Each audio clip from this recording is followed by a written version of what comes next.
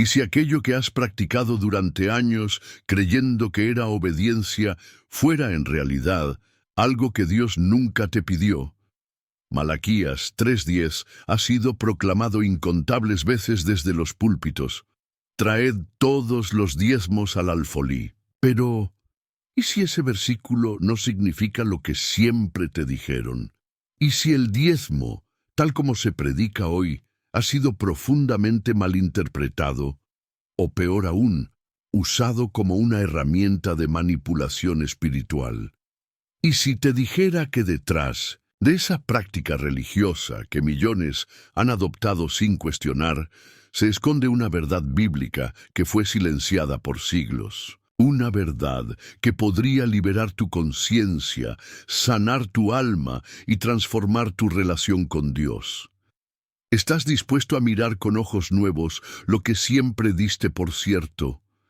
¿Te atreves a escuchar lo que el Espíritu Santo tiene para revelarte? Hoy, muchos creyentes viven atrapados en una rutina espiritual que llaman obediencia, pero que en realidad nació del miedo, la tradición y la manipulación. Y lo más grave es que creen que Dios espera eso de ellos. Pero el Dios de la gracia, el Dios que envió a su Hijo a morir en una cruz, no te llama a vivir bajo cargas que Él mismo vino a quitar. Hoy vas a descubrir lo que muchos no se atreven a enseñar, y cuando veas la verdad, no volverás a ser el mismo. En este estudio, vamos a sumergirnos en las Escrituras sin filtros religiosos. Vamos a ir al Antiguo Testamento, al Nuevo Pacto, a las enseñanzas de Jesús y de los apóstoles. Y te prometo algo, cada minuto que permanezcas aquí, sentirás al Espíritu Santo guiándote hacia una libertad que tal vez nunca imaginaste. Te voy a mostrar cómo muchas enseñanzas modernas sobre el diezmo están desconectadas del corazón de Dios, y cómo volver al diseño original puede ser la llave que desbloquee paz, claridad y una fe más genuina. Porque este video no es para debatir doctrinas, es para liberar corazones. Hay un secreto escondido en la palabra, un principio que ha sido tergiversado, una verdad que puede romper yugos de culpa, religiosidad y condenación que cargaste por años, creyendo que era lo correcto. Pero hoy, todo eso puede cambiar. Y antes de comenzar este profundo viaje bíblico, quiero invitarte a un acto de fe. Escribe en los comentarios esta sencilla frase: Dios, abre mis ojos. No lo escribas como un ritual. Escríbelo como una oración sincera, como una declaración de que estás listo para ver lo que nunca viste. Cada vez que alguien comenta, este mensaje se difunde más. Estás ayudando a otros a ser libres. Y si aún no lo has hecho, suscríbete ahora mismo al canal y da me gusta a este video, porque cuando lo haces, estás empujando este mensaje hacia miles de hermanos que no tienen una iglesia, pero sí tienen un corazón sediento de verdad. Te felicito por estar aquí.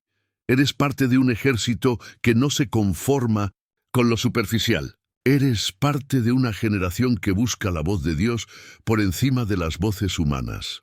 No lo olvides. El penúltimo secreto escondido en la Biblia sobre el diezmo que vas a descubrir hoy en este video puede ser la llave que desbloquee una bendición que ha estado retenida en tu vida por años. No te muevas. Lo que estás a punto de escuchar puede ser una de las revelaciones más importantes de tu caminar espiritual. Ahora sí, comencemos. Lo que muchos consideran una obligación financiera sagrada, en realidad, nació en un contexto completamente diferente al que vivimos hoy. Para entender el verdadero sentido del diezmo, debemos regresar al principio, a las instrucciones originales que Dios dio a su pueblo elegido, Israel. No a la iglesia, no a los gentiles, no a los creyentes nacidos del Espíritu, sino a una nación específica, en un tiempo y sistema determinados por la ley mosaica. En Levítico 27:30 leemos con claridad: y el diezmo de la tierra, así de la simiente de la tierra como del fruto de los árboles, de Jehová es cosa dedicada a Jehová. Aquí, el mandamiento no habla de dinero, no menciona salarios, sueldos, ni monedas. Habla de tierra, de cosecha, de fruto. El diezmo no era económico, era agrícola. Estaba íntimamente ligado al sistema de subsistencia del pueblo de Israel, que vivía del campo, de lo que cultivaba y criaba. Y esa es una verdad que no puede ser ignorada. Más adelante, en Deuteronomio 14, 22, 23, esta idea se amplía aún más. Indefectiblemente diezmarás todo el producto del grano que rindiere tu campo cada año, y comerás delante de Jehová, tú, Dios, en el lugar que Él escogiere para poner allí su nombre, el diezmo de tu grano, de tu vino y de tu aceite, y las primicias de tus manadas y de tus ganados. Observa con atención. No solo no se habla de dinero, sino que parte del diezmo debía ser consumido por el mismo ofrendante delante de Dios, como un acto de adoración y comunión. Puedes ver la diferencia abismal entre esto y lo que hoy se predica como un compromiso mensual, obligatorio con tu congregación. El diezmo original no era un sistema de recaudación, era una ceremonia viva, profundamente espiritual, centrada en la gratitud por la provisión de Dios y en el sostenimiento de los levitas, quienes no tenían heredad en la tierra, así como también de los pobres y necesitados. Este sistema estaba vinculado directamente a la tierra prometida, al templo físico, a los ciclos agrícolas del calendario hebreo y a un sistema de tribus, festividades y leyes que ya no están vigentes para nosotros. Entonces, ¿cómo puede ser que esta práctica tan específica y localizada en un contexto histórico haya sido convertida en una regla universal para todos los creyentes de todas las culturas y tiempos? Aquí comienza la desconstrucción de uno de los mitos más profundamente arraigados en el pensamiento cristiano moderno. Y es vital que abramos los ojos, porque lo que muchas veces se enseña como un principio eterno, en realidad fue un mandato temporal diseñado para una función muy concreta bajo un pacto que ya no nos gobierna. Esta revelación, lejos de debilitar nuestra fe, tiene el poder de liberarla. Porque cuando comprendemos que Dios no nos impuso cargas injustas, sino que diseñó leyes justas para un tiempo y pueblo específico, podemos comenzar a entender la verdadera esencia de la generosidad en el reino. Pero esta comprensión solo se profundiza cuando contrastamos lo antiguo con la luz del nuevo pacto, y es justamente allí donde vamos a ir ahora. Cuando entendemos que el diezmo bíblico no era una obligación económica generalizada, sino una práctica específica del pueblo de Israel, surge otra pregunta clave: ¿cómo funcionaba realmente este sistema? La respuesta es mucho más profunda y reveladora de lo que normalmente se enseña. En realidad, no existía un solo tipo de diezmo. Había tres. Sí, tres formas diferentes de diezmar, cada una con un propósito único y profundamente conectado con el corazón de Dios: la justicia, la adoración y la compasión. Esta estructura desmonta por completo la noción de un 10% fijo entregado a una sola institución. Deuteronomio 14, 28, 29 nos ofrece una mirada clara sobre este diseño divino. Al fin de cada 3 años, sacarás todo el diezmo de tus productos de aquel año y lo almacenarás en tus ciudades. Y vendrá el levita, que no tiene parte ni heredad, contigo, y el extranjero, el huérfano y la viuda que hubieren en tus poblaciones, y comerán y se saciarán, para que Jehová tu Dios te bendiga en toda obra que tus manos hicieren. El primer tipo de diezmo era anual, y estaba destinado a los levitas, quienes dedicaban su vida al servicio del templo y no tenían posesiones ni tierras. Este diezmo aseguraba el sostenimiento de aquellos consagrados al ministerio. El segundo tipo de diezmo era también anual, pero no se entregaba a nadie. Se usaba para celebrar, sí, para fiestas religiosas. Parte de la cosecha se llevaba al lugar que Dios había elegido para habitar, el templo, y allí las familias comían y se alegraban delante del Señor. Era un acto de comunión, gratitud y gozo espiritual. El tercer tipo de diezmo se daba cada 3 años y era destinado a los más vulnerables, extranjeros, huérfanos y viudas. Este modelo revela el profundo compromiso de Dios con la justicia social. El diezmo no era un mecanismo de presión financiera. Era un sistema de sostenimiento comunitario diseñado para que nadie quedara desamparado. Estas 3 expresiones del diezmo revelan un principio que con frecuencia se ignora. El objetivo no era la recaudación, era la equidad, la adoración y la solidaridad. Todo funcionaba dentro de un contexto nacional, agrícola, tribal y profundamente espiritual. ¿Cómo llegamos de ahí a exigir una 10ª parte monetaria, mensual, fija e invariable a cada miembro de una iglesia local? Lo cierto es que el diseño original del diezmo está muy lejos del modelo que muchas congregaciones promueven hoy. Al observar estos 3 tipos de diezmo, descubrimos que lo que Dios instituyó fue un sistema de vida comunitaria, no un sistema de cuotas para sostener edificios o estructuras administrativas. Esta revelación, lejos de abolir la generosidad, nos invita a replantearla. Porque cuando comprendemos el corazón de Dios detrás del dar, no necesitamos imposiciones externas. Entonces, la pregunta que nos lleva al siguiente paso es inevitable. ¿Qué ocurrió cuando Israel no cumplió con este sistema? ¿De qué realmente los acusaba Dios a través del profeta Malaquías? Allí es donde nos dirigimos ahora.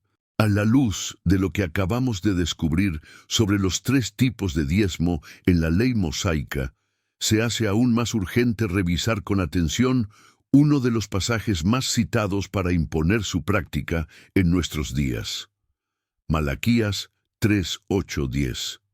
Este texto ha sido repetido desde los púlpitos con un tono de amenaza. ¿Robará el hombre a Dios? Malditos sois con maldición, porque vosotros, la nación toda, me habéis robado. Pero ¿quién estaba realmente robando a Dios? ¿Y qué era lo que se estaba robando? Para responder con honestidad bíblica, necesitamos regresar al contexto del libro de Malaquías. Este profeta habla a un pueblo que había regresado del exilio, pero que vivía sumido en una espiritualidad vacía y una religiosidad superficial. Pero más aún, las palabras más duras del mensaje profético no van dirigidas principalmente al pueblo en general, sino a los sacerdotes. Desde el primer capítulo, Malaquías denuncia a los líderes espirituales de Israel por su corrupción, negligencia y falta de temor de Dios. Cuando leemos Malaquías 3:10 bajo esta luz, entendemos que el problema no era simplemente que no daban dinero, sino que habían abandonado el corazón del pacto. No cuidaban del templo, ni del culto, ni de los pobres. Estaban pervirtiendo el sistema divino. El robo no era financiero, era espiritual. Habían robado justicia, reverencia, compasión y fidelidad. Además, recordemos que este reclamo se dirige a una nación que vivía bajo el pacto antiguo, con levitas, templos, sacrificios y un sistema teocrático específico. No se trata de un mandato atemporal para toda la humanidad, sino de una corrección a un pueblo concreto que había quebrantado un pacto concreto. Aplicar este texto directamente a la iglesia de hoy es ignorar por completo la diferencia entre los pactos. Dios no estaba pidiendo dinero en forma de salario, estaba reclamando la restauración de una estructura comunitaria sagrada que sostenía el templo y a los necesitados. El alfolí no era una cuenta bancaria, era una cámara de grano dentro del templo, donde se almacenaban las cosechas para alimentar a levitas y a los más vulnerables. Por tanto, decir hoy que quien no entrega el 10% de su salario está robando a Dios, es manipular el texto y desconectarlo de su verdadero significado. Esto no solo es un error exegético, es una injusticia espiritual, porque hace que personas vivan bajo culpa, bajo miedo, bajo condenación, cuando en realidad lo que Dios desea es un corazón rendido, no una fórmula numérica. El uso de Malaquías como arma de condenación contradice el mensaje del Evangelio, que declara que en Cristo ninguna condenación hay para los que están en Él. Al comprender esto, se rompe el poder de la manipulación religiosa que por años ha usado este pasaje para imponer cargas que Cristo ya quitó. Y es entonces cuando nos abrimos a lo que realmente trajo el nuevo pacto, una transformación profunda del corazón. Para entender el cambio radical entre lo viejo y lo nuevo, necesitamos observar con atención lo que enseñaron Jesús y los apóstoles. Allí nos dirigimos ahora, comprendiendo que Malaquías hablaba desde el contexto del antiguo pacto, con un enfoque dirigido a sacerdotes negligentes y un sistema que ya no está vigente. Es natural que nos preguntemos, ¿qué dijo Jesús sobre el diezmo? ¿Validó esta práctica para sus discípulos? ¿La enseñó como una norma a seguir en el reino que Él vino a establecer?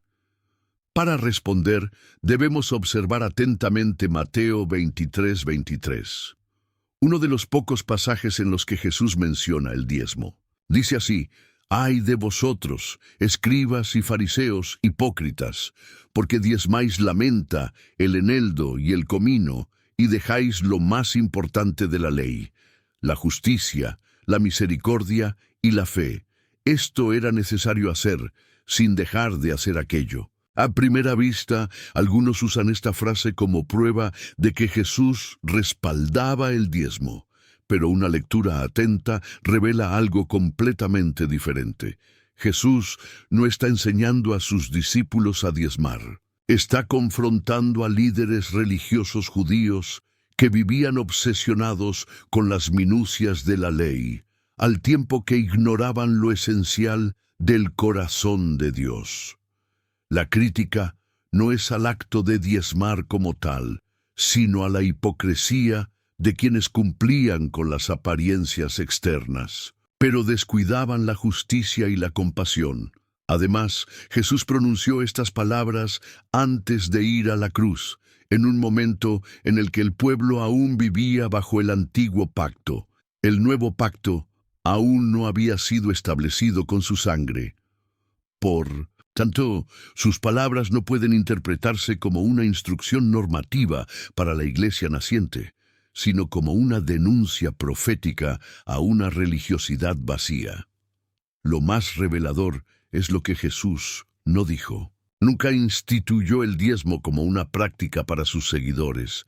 Nunca lo enseñó en sus parábolas, nunca lo impuso a sus discípulos, nunca lo incluyó entre los mandamientos del reino.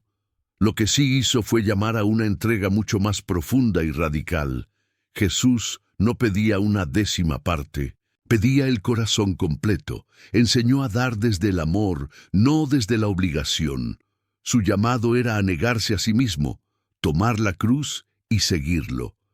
En lugar de establecer porcentajes, habló de viudas que daban todo lo que tenían, de ricos que debían soltar sus bienes, de tesoros en el cielo y no en la tierra.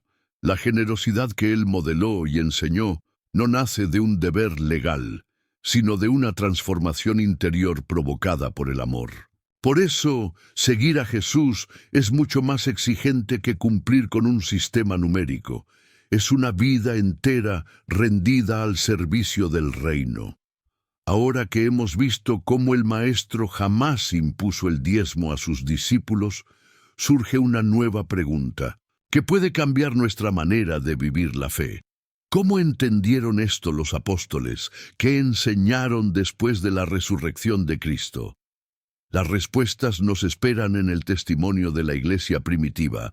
Al comprender que Jesús nunca estableció el diezmo como mandamiento para sus seguidores, se hace imprescindible dar el siguiente paso: entender cómo su sacrificio transformó para siempre la manera en que nos relacionamos con Dios. Para eso, debemos entrar en una de las verdades más poderosas del Evangelio. El nuevo pacto no solo renovó la relación entre el cielo y la tierra, sino que anuló por completo el sistema levítico que había regido la vida religiosa de Israel. El libro de Hebreos, capítulo 7, nos revela esta transición con claridad. En este capítulo, el autor expone cómo el sacerdocio de Jesús, según el orden de Melquisedec, es superior al sacerdocio levítico. Pero no se trata solo de un cambio de sacerdotes, es un cambio de sistema, un cambio de pacto. Hebreos 7:12 lo expresa así: porque cambiado el sacerdocio, necesario es que haya también cambio de ley. Esa sola frase lo cambia todo. Si el sacerdocio levítico fue sustituido por el de Cristo, entonces también fue sustituido todo lo que dependía de ese sacerdocio, incluyendo los sacrificios, los rituales y, sí, el diezmo. El diezmo era el sistema establecido para sustentar a los levitas, quienes vivían exclusivamente del servicio al templo. Pero ahora, en Cristo, ya no hay levitas, ya no hay templo físico, ya no hay necesidad de un sistema ceremonial que regule cada aspecto de la vida espiritual del pueblo. Gálatas 3:24-25 refuerza esta idea. De manera que la ley ha sido nuestro ayo para llevarnos a Cristo, a fin de que fuésemos justificados por la fe. Pero venida la fe, ya no estamos bajo ayo. La ley tenía un propósito: conducirnos a Cristo. Pero una vez que hemos llegado a Él, ya no estamos bajo ese tutor, ya no estamos sujetos a los códigos de Moisés, porque ahora vivimos bajo la dirección viva del Espíritu Santo.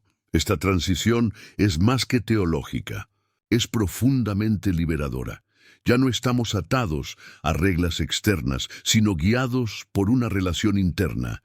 Ya no damos por obligación, sino por revelación. Ya no obedecemos por miedo, sino por amor. El nuevo pacto no nos llama a cumplir leyes antiguas, sino a ser transformados por la gracia que habita en nosotros. El gran error de muchos en la actualidad es mezclar los dos pactos, intentando vivir la gracia mientras se sujetan a las exigencias de la ley. Pero eso no solo es confuso, es peligroso, porque donde hay ley, hay culpa, donde hay reglas fijas, hay condenación, pero donde está el Espíritu del Señor, allí hay libertad.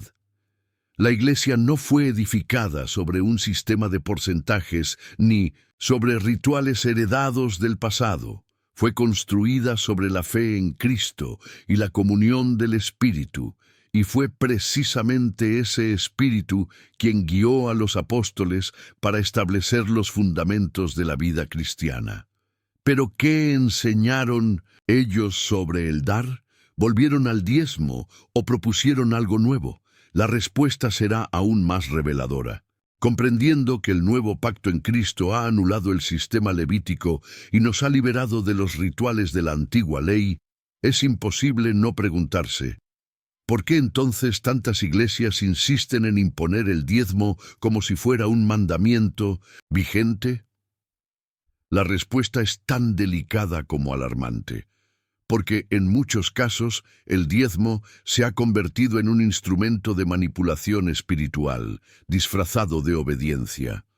No se trata de una práctica voluntaria ni inspirada por el Espíritu. En múltiples comunidades Se enseña que si un creyente no entrega puntualmente el 10% de sus ingresos, está robando a Dios, atrayendo maldiciones, cerrando las puertas del cielo y exponiéndose al castigo divino.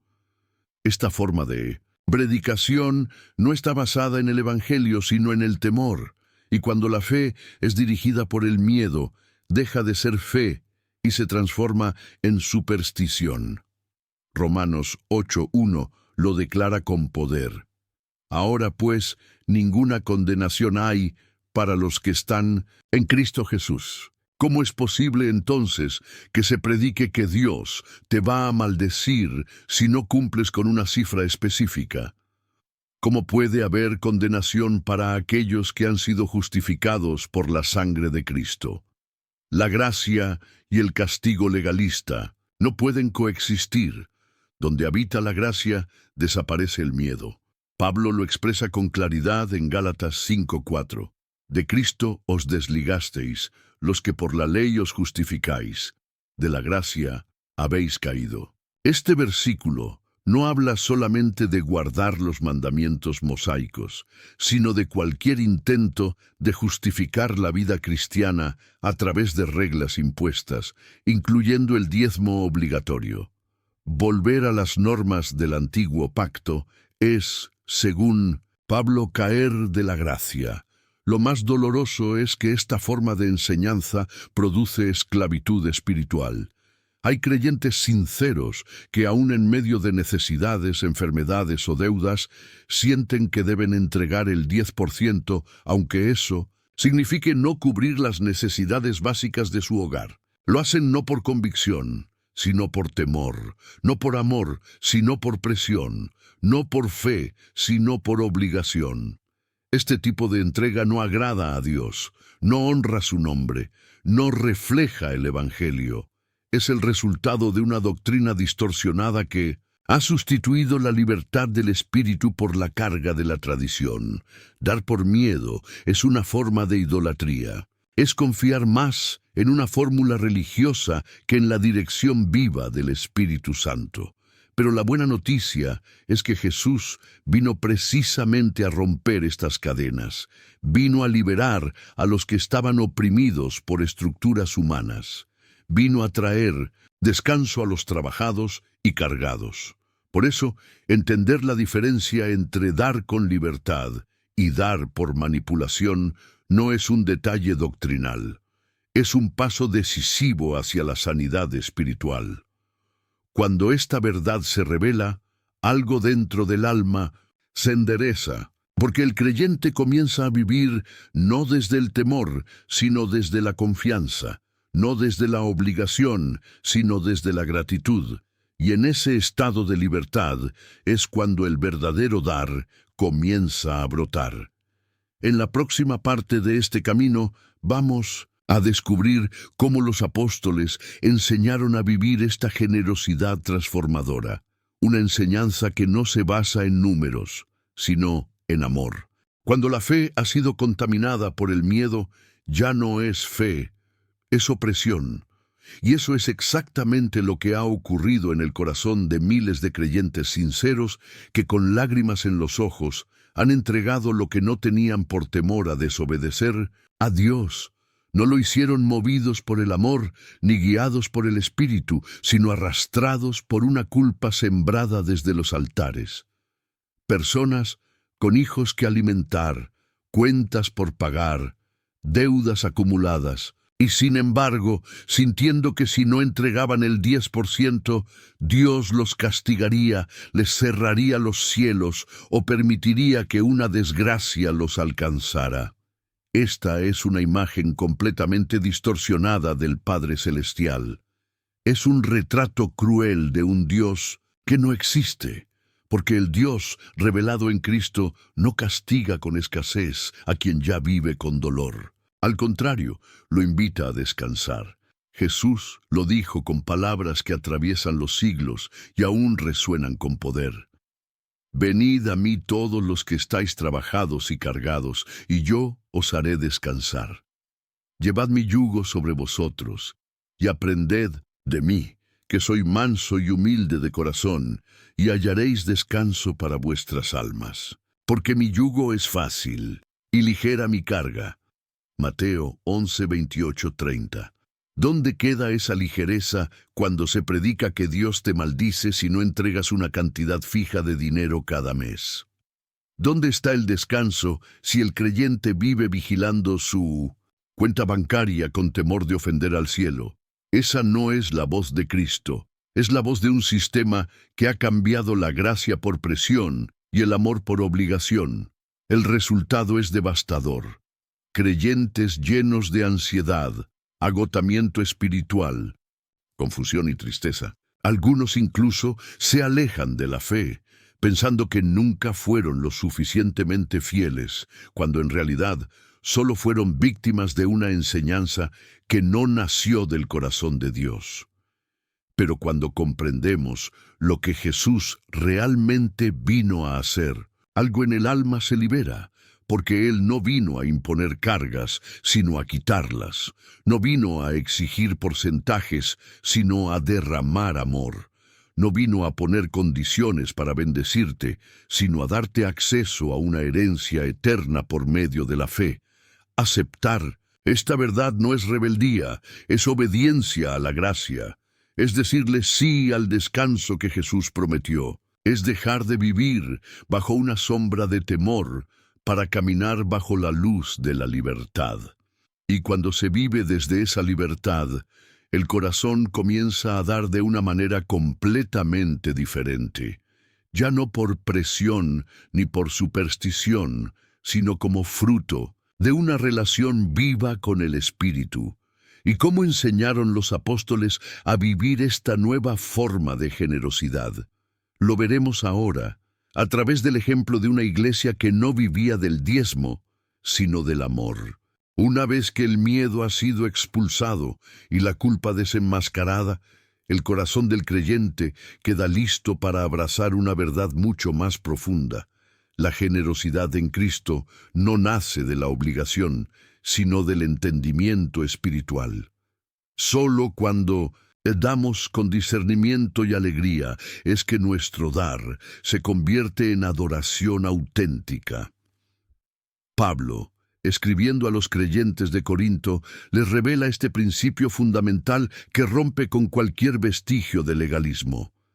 Pero esto digo: el que siembra escasamente también segará escasamente, y el que siembra generosamente, generosamente también segará. Cada uno dé como propuso en su corazón, no con tristeza ni por necesidad, porque Dios ama al dador alegre. 2 Corintios 9, 6, 7. Este texto no menciona porcentajes, no habla de diezmo, no fija normas, nos lleva a una dimensión totalmente distinta, el terreno del corazón, donde el dar es fruto de una decisión íntima, libre y gozosa. Aquí no se siembra por miedo a ser maldito, sino por amor a un Dios que ya nos bendijo con toda bendición espiritual en los lugares celestiales. El dar con entendimiento implica tener revelación. No se trata de dar mucho o poco, sino de dar bien. No por presión de un líder, no por repetición de una tradición, no por temor a perder algo. Se trata de sembrar según la medida de fe que el Espíritu ha depositado en nosotros, sabiendo que la verdadera cosecha no es material, sino espiritual. Pablo insiste: cada uno dé como propuso en su corazón. Esto significa que cada creyente, en oración y bajo la guía del Espíritu, decide en libertad qué, cuánto y cómo dar. El punto de partida ya no es una ley externa, sino una convicción interna. El Espíritu reemplaza a la regla. La intención reemplaza al cálculo. La relación con Dios reemplaza la rutina religiosa. Además, el apóstol señala dos motivaciones que deben estar ausentes: la tristeza y la necesidad. Tristeza, porque nadie debe sentirse obligado o forzado. Y necesidad, porque dar no debe nacer de la presión institucional, sino del gozo espiritual. En otras palabras, si el corazón no está libre, la ofrenda no tiene valor. Dios no necesita montos, busca motivaciones puras. Este principio destruye el mito de que solo el que da el 10% es fiel. De hecho, bajo el nuevo pacto, la fidelidad no se mide por porcentajes, sino por obediencia al Espíritu. Algunos darán más, otros menos, pero todos lo harán con gozo, porque el gozo es el sello de lo que nace del Espíritu y no de la carne. Por eso, dar con entendimiento es uno de los frutos más hermosos de una vida madura en Cristo. Es señal de libertad, de amor y de profunda comunión con Dios. El dinero deja de ser un tema tabú o una herramienta de culpa y se transforma en un canal de bendición, generosidad y gratitud. Pero, ¿cómo vivía esta enseñanza la iglesia primitiva? ¿Cómo era su práctica diaria? ¿Se sostenían a través del diezmo o había otro modelo más alto? La respuesta nos lleva a una comunidad donde el amor, y no la ley, dictaba cada acto de generosidad. Vamos a descubrirlo juntos. Cuando comprendemos que el dar en el reino de Dios nace de un corazón libre y alegre, entonces podemos mirar con nuevos ojos una de las escenas más desafiantes del ministerio de Jesús: el encuentro con el joven rico. Este relato, registrado en Mateo 19, 16, 22, revela una verdad que muchos prefieren ignorar. Jesús no vino a pedir el 10%, vino a pedirlo todo. El joven se acercó con una pregunta sincera: Maestro bueno, ¿qué bien haré para tener la vida eterna? Jesús le recordó los mandamientos, y el joven respondió con confianza: Todo esto lo he guardado desde mi juventud. Era un hombre correcto, religioso, cumplidor, pero entonces vino la prueba definitiva. Jesús lo miró con amor y le dijo: Si quieres ser perfecto, anda, vende lo que tienes y dalo a los pobres, y tendrás tesoro en el cielo, y ven y sígueme. Esta frase desarma toda noción cómoda de obediencia basada en porcentajes. Jesús no le pidió el 10%, no le sugirió que hiciera un cálculo exacto de sus ingresos. Le pidió una entrega total, una renuncia absoluta, una transformación radical, porque el reino de los cielos no se construye con fórmulas, sino con corazones rendidos. El joven, al escuchar esto, se fue triste. Tenía muchas posesiones, no pudo soltar lo que lo ataba, aunque su alma anhelaba la vida eterna. Esta historia no es una condena a la riqueza, sino una revelación del costo del discipulado. Jesús no está interesado en nuestra contabilidad religiosa.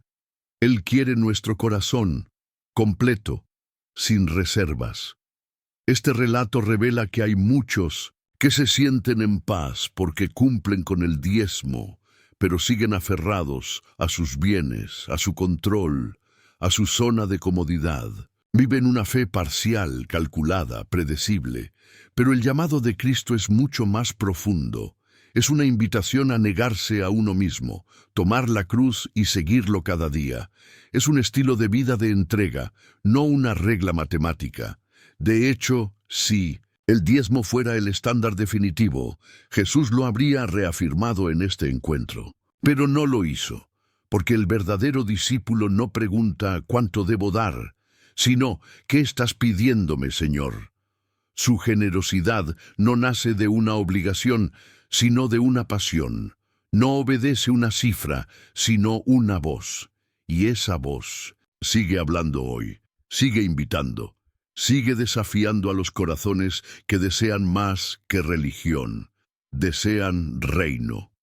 El joven rico representa a todos los que están dispuestos a ir hasta cierto punto, pero no hasta el final.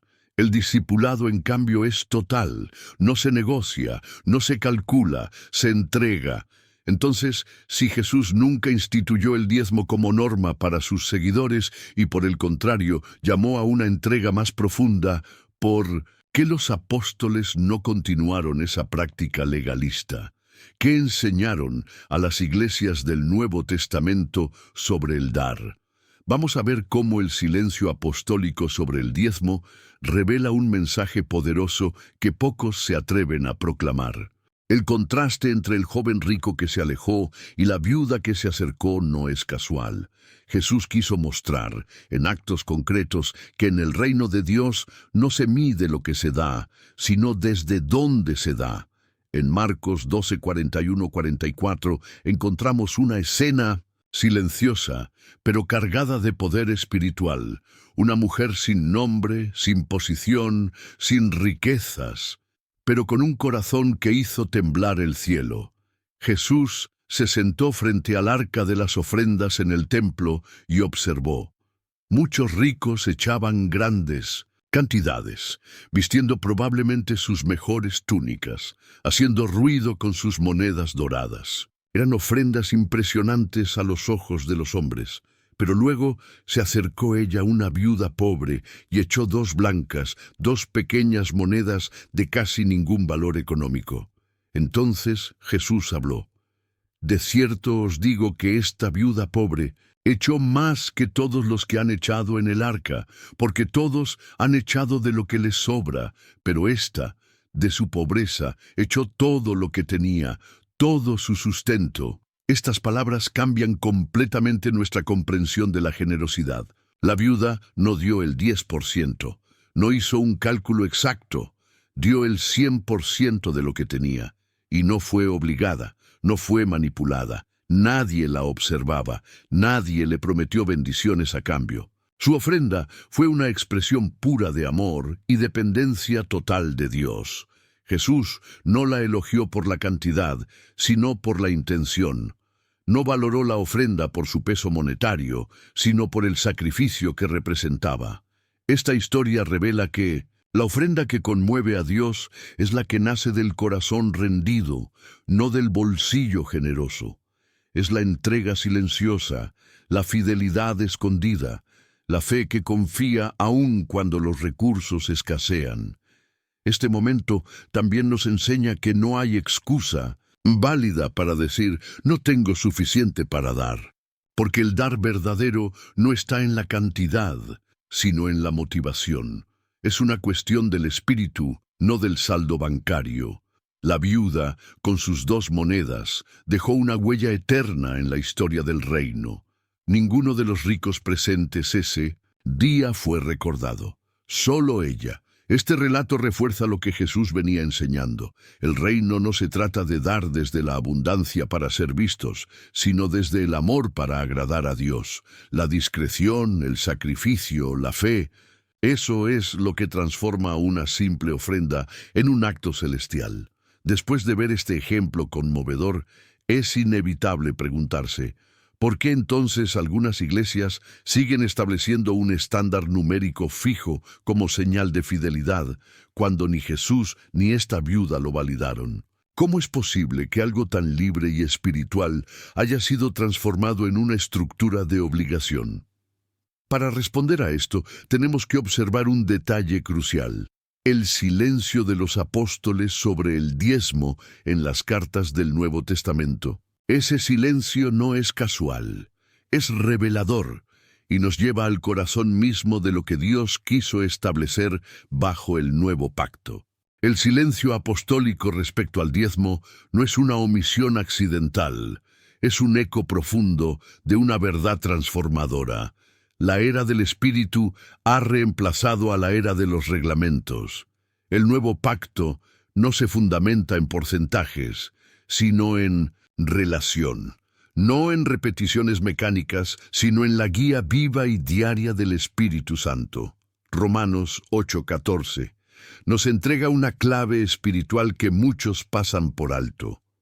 Porque todos los que son guiados por el Espíritu de Dios, estos son hijos de Dios. Aquí no hay mención de números, cuotas o cálculos financieros. Hay una identidad, hijos y una dinámica. Ser guiados. Esto cambia por completo la lógica del dar. Dios no está formando servidores programados que simplemente cumplen reglas externas. Él está formando hijos maduros, sensibles a su voz, dispuestos a obedecer incluso cuando lo que el Espíritu pide no encaja con las fórmulas tradicionales. Porque en el reino, la obediencia nace de la relación, no de la imposición. Hay momentos en los que el Espíritu te puede llevar a dar más del 10%, con alegría y libertad. Otras veces te puede decir que cuides a tu familia con lo que tienes y que tu ofrenda sea tu servicio, tu oración, tu tiempo. No es una estructura rígida, es una danza divina entre el cielo y el corazón. La tradición impone, el Espíritu invita. La religión exige, el Espíritu persuade con ternura. Cuando damos por tradición, muchas veces lo hacemos con culpa o con temor. Cuando damos por el Espíritu, lo hacemos con gozo, con propósito, con paz. La diferencia no es externa, es interna. Es la diferencia entre ser esclavos de un sistema y ser hijos en una relación viva con el Padre. Esto no significa que dejemos de dar, sino que aprendamos a dar bien, a dar con discernimiento, con gratitud, con dirección, porque un corazón guiado por el Espíritu jamás será egoísta. Será generoso por naturaleza, porque ha sido tocado por el amor divino. Entonces, si los verdaderos hijos de Dios son guiados por su Espíritu y no por estructuras humanas, ¿cómo debemos interpretar el hecho de que las cartas apostólicas tampoco ordenan el diezmo a las iglesias gentiles? ¿Será posible que ese silencio sea un grito de libertad? El próximo paso de esta revelación nos llevará directamente al corazón del Concilio de Jerusalén, donde se definió lo esencial para los nuevos creyentes, y el diezmo no fue parte de ello. El hecho de que el Espíritu guíe a los hijos de Dios de manera personal y libre prepara el terreno para una revelación aún más profunda. El silencio de los apóstoles respecto al diezmo no es un descuido, es una declaración poderosa. Si el diezmo fuera un mandamiento universal y obligatorio para todos los creyentes, lo encontraríamos claramente establecido en las cartas apostólicas. Pero no está, y esa ausencia grita. En Hechos 15 se celebra uno de los momentos más decisivos de la iglesia primitiva, el Concilio de Jerusalén. Allí, los apóstoles y ancianos debían responder una pregunta crucial. ¿Los creyentes gentiles deben seguir la ley de Moisés? ¿Deben ser circuncidados, guardar las fiestas, cumplir con los ritos y dar el diezmo? Después de un intenso debate, guiados por el Espíritu Santo, los apóstoles llegaron a una conclusión clara y contundente. Nos ha parecido bien al Espíritu Santo y a nosotros no imponeros ninguna carga más que estas cosas necesarias. Hechos 15:28. Luego mencionan solo 4 cosas relacionadas con idolatría, sangre y fornicación. El diezmo no está entre ellas. No fue un olvido, fue una elección consciente. En Gálatas 2, Pablo relata cómo fue a Jerusalén para presentar el evangelio que predicaba entre los gentiles y cómo fue aprobado por los demás apóstoles. En ningún momento se le pidió añadir el diezmo a su mensaje. Al contrario, lo único que le recomendaron fue que no se olvidara de los pobres, lo cual ya estaba en su corazón. Gálatas 2:10. Esto nos muestra que el enfoque de la iglesia primitiva no estaba en porcentajes, sino en la justicia, la generosidad, la misericordia y la libertad. Si el diezmo fuese indispensable, habría sido parte de las instrucciones básicas para los nuevos creyentes. Pero el silencio es absoluto, y es un silencio que revela que los apóstoles no quisieron replicar un sistema ceremonial caduco, sino guiar a la iglesia hacia una relación viva con Dios, guiada por el Espíritu, no por tablas de mandamientos. Ellos comprendieron que el nuevo pacto no se trata de leyes externas, sino de corazones transformados. El mensaje que encontramos en las Escrituras no es da el 10%, sino sé generoso como Cristo lo fue contigo. Y esa generosidad no nace del miedo, sino del amor. No surge de un sistema impuesto, sino de una vida rendida. Entonces, si los apóstoles no enseñaron el diezmo a la iglesia, ¿qué principios sí establecieron para el dar? La respuesta está en las cartas de Pablo, especialmente en su segunda carta a los Corintios, donde revela la esencia espiritual de la verdadera generosidad cristiana. Lo que Pablo enseñó en sus cartas sobre la generosidad no tenía nada que ver con porcentajes fijos ni con requisitos financieros, sino con el estado del corazón. Y es aquí donde entramos en una dimensión aún más delicada y urgente: la idolatría del diezmo. Porque cuando una práctica religiosa, como el diezmo, se transforma en una fórmula mágica para obtener bendiciones, deja de ser un acto de fe y se convierte en una transacción.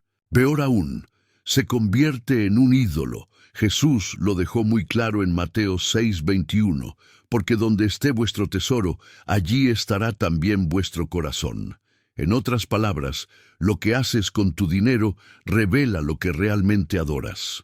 Si el dar se convierte en una estrategia para comprar el favor de Dios, entonces el dinero ha ocupado el trono que solo le pertenece a Cristo.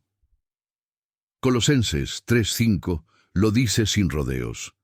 La avaricia es idolatría, y la avaricia no siempre se manifiesta en no dar, sino también en dar mal. En dar por miedo, por presión o como una forma de manipular lo divino.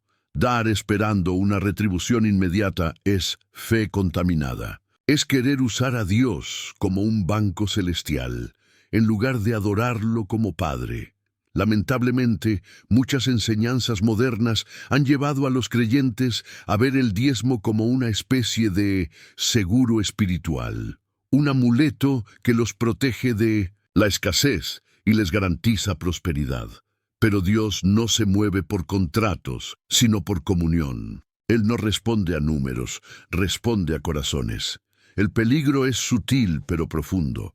Cuando alguien cree que por dar el 10% ya cumplió con Dios, puede terminar cerrando su oído a lo que el Espíritu realmente quiere decirle. Puede convertirse en alguien que calcula su espiritualidad, en lugar de rendirse por completo. La idolatría del diezmo no se ve desde fuera. No está en el acto externo, sino en la motivación interna. Es cuando el sistema pesa más que la relación, cuando la regla vale más que el amor, cuando la costumbre reemplaza a la revelación. Y cuando eso sucede, ya no estamos adorando a Dios, sino a nuestra propia seguridad. Por eso, el verdadero evangelio no llama a hacer cálculos, llama a confiar. No pide porcentajes, pide el corazón entero. Jesús no vino a establecer nuevas tarifas religiosas, vino a restaurar la adoración verdadera, aquella que nace del Espíritu y en verdad. Pero, ¿significa esto que debemos dejar de ofrendar? ¿Cómo se equilibra la libertad espiritual con la responsabilidad de sostener la obra de Dios? En el siguiente paso, exploraremos cómo dar sin caer en la trampa del legalismo, ni tampoco en la indiferencia, porque hay un camino más excelente y está revelado en la gracia. La gracia no elimina la generosidad, la lleva a su expresión más pura. Después de exponer la idolatría disfrazada de costumbre religiosa, llegamos al verdadero modelo del dar en el reino de Dios. Cristo mismo. Filipenses 2:5-8 nos ofrece una de las descripciones más profundas del carácter de Jesús.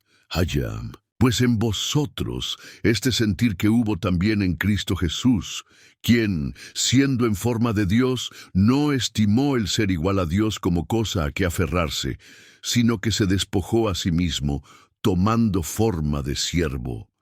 Aquí está la clave. El modelo del cristiano no es Abraham, no es Moisés, ni siquiera los apóstoles en cuanto a dar. Es Cristo.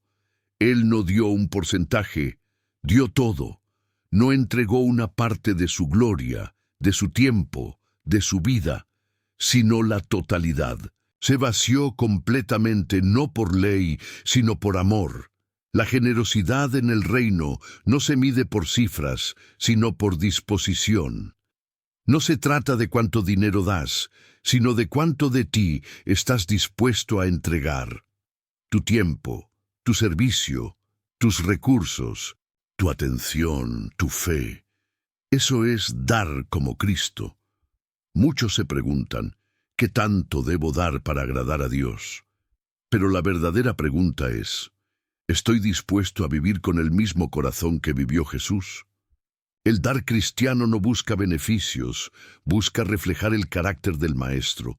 Él no calculó, se rindió, no protegió sus privilegios, los dejó para servir a otros. Esta es la medida divina, entrega radical. Pero, ojo, no se trata de vivir en desequilibrio o autoabandono religioso. Se trata de vivir guiado por el Espíritu, con el corazón abierto y las manos libres. En un mundo que vive para acumular, los hijos de Dios viven para entregar. Y no por obligación, sino porque han visto el modelo supremo de amor. Cuando el cristiano da como Cristo, la generosidad deja de ser un tema de dinero y se convierte en una forma de vida. Una vida que impacta, que transforma, que edifica. Una vida que no solo ofrece recursos, sino compasión, justicia, consuelo, servicio y esperanza. Y es justamente este estilo de vida el que el Espíritu Santo quiere formar en ti. Pero aún queda una verdad final que necesitas escuchar. Una enseñanza que puede ser el broche de oro que selle esta revelación en tu alma. La próxima reflexión puede cambiar tu manera de ver la vida, la fe y tu llamado. Después de comprender que la medida del dar cristiano no es el 10%, sino la entrega radical de Cristo, surge una pregunta inevitable en el corazón del creyente sincero. ¿Y ahora qué hago? ¿Cómo vivo esta generosidad en mi día a día sin caer en legalismos ni en la apatía? La respuesta no está en nuevas reglas, sino en una nueva sensibilidad.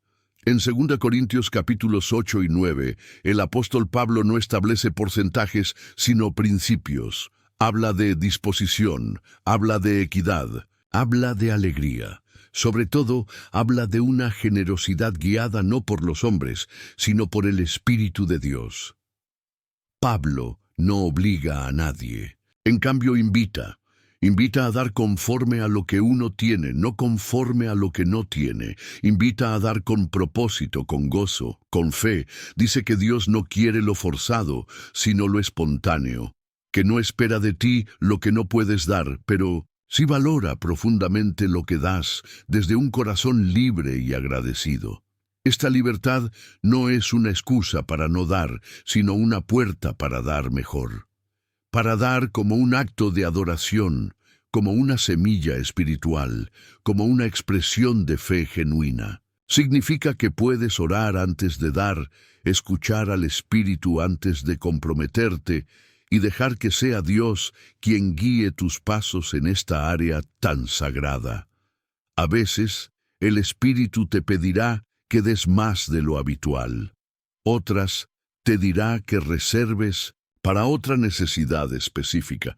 Puede inspirarte a sembrar en alguien que no pertenece a tu iglesia o en una causa que el sistema religioso nunca reconocería. Pero en todos los casos, será Él quien hable y tú quien responda con libertad y obediencia.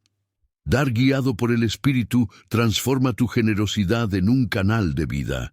Ya no es una transacción, sino una revelación. Ya no se trata de cumplir, sino de amar. Ya no es un deber, sino una oportunidad para ser parte del mover de Dios en la tierra. Y cuando comienzas a vivir así, tu dar deja de ser un gesto aislado para convertirse en un estilo de vida. Un estilo marcado por la sabiduría, por la fe, por la dirección del Espíritu Santo, donde cada recurso, cada acto de servicio, cada decisión financiera se convierte en un acto de adoración.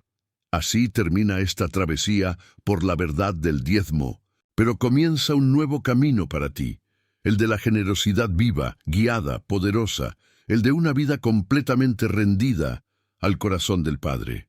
Si has llegado hasta aquí, permíteme decirte algo desde lo más profundo de mi corazón. No eres como los demás.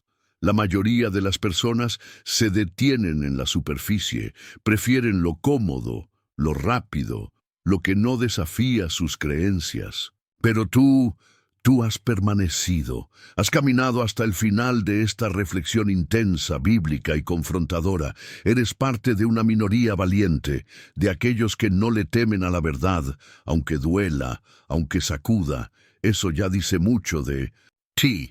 Dice que amas a Dios más que a las estructuras. Dice que buscas la verdad más allá de la tradición. Dice que estás listo para caminar por fe y no por rutina. Pocas almas resisten el fuego de la revelación, y tú has sido una de ellas. Por eso quiero felicitarte, no por haber visto un video, sino por haber permanecido despierto en un mundo que vive dormido. Hoy has descubierto algo que no muchos se atreven a enseñar, que el diezmo, tal como ha sido predicado por siglos, no es una ley eterna impuesta por Dios a su iglesia, sino una práctica específica del antiguo pacto, que fue sustituida por una realidad mucho más poderosa, la generosidad guiada por el Espíritu Santo. Aprendiste que el diezmo era agrícola, ritual, temporal, que existían 3 tipos de diezmo, y que ninguno se parece al sistema monetario que algunas instituciones religiosas defienden hoy como obligatorio. Aprendiste que Malaquías no le hablaba a ti, sino a sacerdotes corruptos que vivían bajo la ley. Entendiste que Jesús nunca ordenó diezmar, sino entregar todo el corazón. Que el Evangelio no se sostiene sobre porcentajes, sino sobre la cruz.